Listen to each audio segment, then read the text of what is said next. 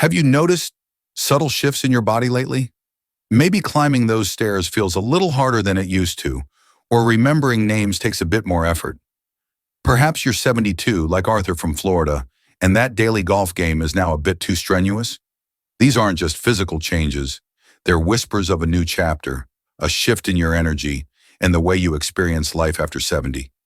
Ignoring them could lead to isolation, a sense of loss, even depression. But what if you could understand these changes, proactively address them, and discover a new level of joy and purpose in your later years? In this video, we'll explore those 6-month warnings your body might be sending and discover practical strategies and emotional tools to navigate this incredible new phase of life with grace, vitality, and renewed connection. We'll use the wisdom and life experiences of real people just like you, from Omaha to Seattle to California, to share powerful insights and approaches you can start using today. Let's unlock the secrets to a fulfilling and vibrant life beyond 70 together. The ache in Margaret's knees wasn't new, but lately it felt different. 78-year-old Margaret from rural Ohio used to bound up the stairs to her attic, a whirlwind of activity. Now each step was a negotiation, a slow, deliberate process punctuated by little gasps of breath. It wasn't just the stairs. The simple act of bending to tend her prize-winning roses in the garden now brought a sharp pain. These weren't just aches and pains. They were whispers of change, subtle shifts in her body that stirred a deeper unease. Have you felt that too? That nagging sense that things aren't quite the same? A subtle shift in your physical abilities. For Margaret, it sparked a wave of fear, a fear not of the pain itself, but of what it represented. A loss of independence, a creeping sense of vulnerability. She worried about needing help with everyday tasks, about becoming a burden on her family. This isn't about denying the realities of aging. It's about understanding these early warning signs before they escalate, before that subtle shift morphs into something more significant. We'll explore how these early changes often herald larger shifts in our mobility, in our memory, even in our emotional well-being, and what you can do about them starting today. We'll discuss the underlying fears that often accompany these physical changes and discover how to navigate these shifts with grace, resilience, and a newfound sense of purpose. Because your journey, your story, is far from over. This is just the beginning of a new chapter, rich with opportunity and renewal. That fear Margaret felt, that sense of losing independence, it's a feeling many of us share as we age, but it doesn't have to define us. Think of Evelyn, 75, from California. Evelyn loved to dance. Waltzing, salsa, even a little tap. But arthritis in her knees made even simple movements painful. She felt a deep sadness, a sense of loss. Dancing was more than just a hobby. It was a connection to her younger years, to her husband, even to a part of herself she felt slipping away. She considered giving it up completely, but then a friend suggested chair dancing. At first, Evelyn was hesitant. She felt silly, almost foolish, sitting in a chair and trying to mimic the movements she once performed with such grace and energy. But gradually, something shifted. The joy she experienced, seeing those familiar moves returning, even in a modified form, was palpable. It wasn't the same. It was different, a new chapter in her dance journey. And she discovered something more. She'd found a way to connect with her body and celebrate the beautiful things it could still do, despite the physical limitations. This is about adapting, not abandoning. It's about finding creative solutions to maintain your passions and rediscovering the energy you still have.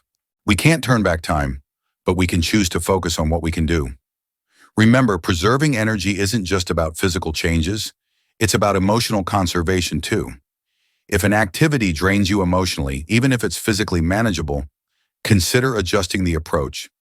Maybe you loved going to the cinema, but now the crowds feel overwhelming. Perhaps you could rent movies instead, enjoying the comfort of your own home with a friend. Maybe you always loved hosting big family dinners, but now cooking for so many feels exhausting. Perhaps smaller gatherings, a potluck style, would be more fulfilling and less taxing. It's about making small changes that preserve your energy while allowing you to maintain connections and pursue those things that bring you real joy. Consider keeping a journal. Note down what activities drain you and what replenishes you. Track your energy levels throughout the day. Notice patterns.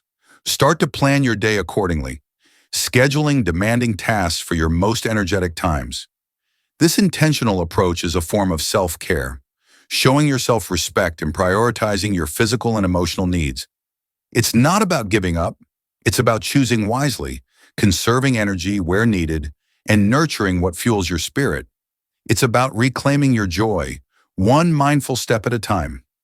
Evelyn's chair dancing wasn't a replacement, it was a reinvention. And it's a powerful reminder that aging gracefully is about finding new ways to nurture both your physical and emotional well-being. And that brings us to something equally vital as tending to our physical health: nurturing our relationships. Because while maintaining our physical strength is important, the strength of our connections shapes our emotional landscape profoundly. Think of 82-year-old Beatrice from Minneapolis. Beatrice always prided herself on her independence, fiercely protecting her solitude. After a fall that required some rehabilitation, she found herself unexpectedly lonely. The quiet of her apartment, once a sanctuary, felt isolating and suffocating. Her carefully constructed independence had become a barrier to connection. This isn't uncommon, you see. Many of us, as we age, unintentionally withdraw, protecting ourselves from perceived vulnerabilities. But that can have a deeper cost than you might imagine. Loneliness, my friends, isn't just a feeling, it's a significant health risk. Studies show it can increase the risk of heart disease and cognitive decline. Beatrice's experience highlights the importance of proactively maintaining social connections. She discovered that even small interactions, a phone call, a shared meal, a visit from a neighbor, could dramatically shift her emotional state. This led her to join a local book club, a place where she didn't just share stories, but also actively listened to other people's. Have you considered what active listening, truly hearing someone else without interruption, could do for your relationships? It's a powerful act of connection and empathy, and it builds trust like nothing else. So how can you strengthen your relationships? Well, don't underestimate the power of a simple phone call. A text message is nice, but a phone conversation carries more warmth and depth. Reaching out to old friends and family members is more than just pleasant. It's an act of self-care. Then there are the community opportunities, the volunteer work, the local clubs and groups tailored for our age group, many even offering online alternatives. Think about your interests. What did you enjoy before? Perhaps it's joining a bridge club, a choir, or a hiking group. Remember, it's not about replacing your previous life. It's about finding new avenues to connect and share your experiences and your wisdom with others. Even finding something as simple as volunteering at the local library or teaching your crafting skills to a group of younger people can help you nurture those bonds. It's a gift to share that knowledge and a gift to yourself. The key is to engage intentionally, to be present in your relationships, and to create a space for connection, both in your life and in the lives of others. This active involvement isn't just about combating loneliness. It's about enriching your life and gaining a deeper sense of purpose and belonging. Beatrice's transformation from isolated solitude to active community member is a powerful example. Her story is a testament to the resilience of the human spirit and the profound impact meaningful connections can have at any age. So today, take a moment to reach out, to reconnect, or to explore new ways to engage. You might be surprised by the joy and fulfillment that await you. Building on Eleanor's story and David's new purpose, let's talk about crafting your own legacy. It's not about grand gestures. It's about the quiet acts of love, wisdom, and connection you weave into the fabric of your life. Think of 85-year-old Grace from Vermont, who, after years of being a homemaker, started volunteering at the local library, sharing her love of storytelling with children. It wasn't about seeking recognition, but about sharing a treasured part of herself, a gift she found immense joy in giving. This wasn't a replacement for her previous life. It was an expansion of it, a new chapter filled with meaning and purpose. Perhaps you felt a sense of unfinished business, a project you always wanted to complete, a skill you yearned to master, or a story you longed to share. This is your time. Don't let the myth of winding down hold you back. This isn't about slowing down. It's about redirecting your energy, focusing on what truly matters. It's about choosing to leave your unique mark on the world.